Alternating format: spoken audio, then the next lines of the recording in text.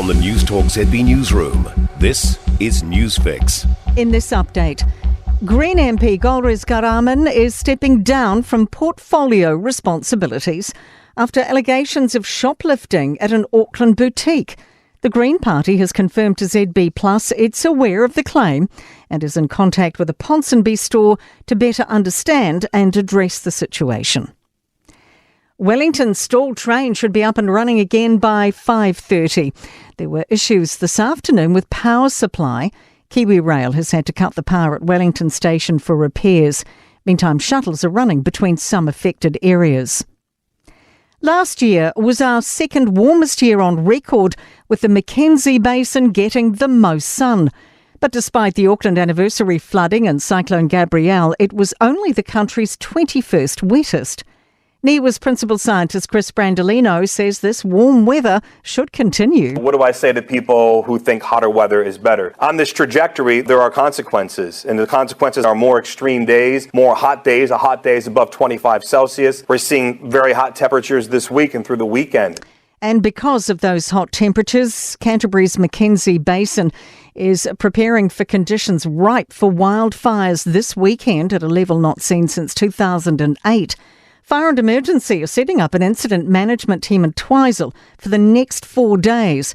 They'll double the usual fire truck and crew deployment to any vegetation fire in the area. Also, Fire and Emergency are asking people in Hawke's Bay to consider not lighting burn piles this week. Labour says New Zealand should join legal action condemning Israel's behaviour in Gaza. South Africa is alleging it's genocide in the International Court of Justice after pleas for a ceasefire were ignored last month. Israel denies the claim. Labour Foreign Affairs spokesperson David Parker says they want New Zealand to step up. We should, in legal terms, what's called intervene, as we did in the Russia-Ukraine case and in some other cases, so that we can assist the court with our view as to what the relevant law is.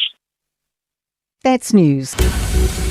In sport, fourth seed Felix Auger-Aliassime is ruining several missed opportunities during his second round loss at the ASB Tennis Classic in Auckland.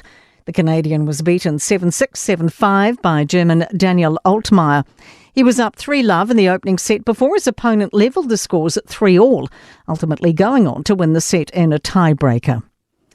Top seed Ben Shelton has made light work of Hungary's Fabian Marozsan 6-3, 6-4. And a case of wind-back Wednesday for former Black Caps all-rounder Andre Adams as he returns to the side in a coaching capacity. Adams has picked up the bowling coach duties for the 5-match 2020 series against Pakistan. And that's sport. I'm Raylene Ramsey. For more news, listen to Newstalk ZB live on iHeartRadio.